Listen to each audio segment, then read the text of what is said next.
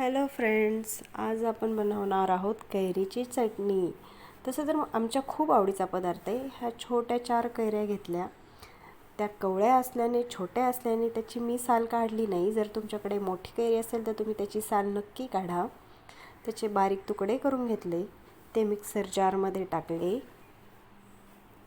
त्यानंतर 1.5 टीस्पून जिरे टाकलं. त्यानंतर 5 ते 6 लसणाच्या पाकळ्या टाकल्या. लसूण जास्त आवडत असेल तर थोडं जास्त टाकला तरीही चालेल, कारण 4 कैऱ्या होत्या. चवीनुसार तिखट टाकायचं, तुम्ही जास्तही टाकू शकता.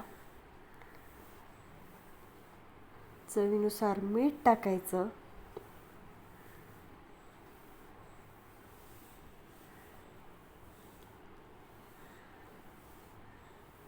आणि अगदी थोडीशी साखर टाकायची, कारण एकदमच आंबटपणा नको यायला, म्हणूनच थोडंसं साखर.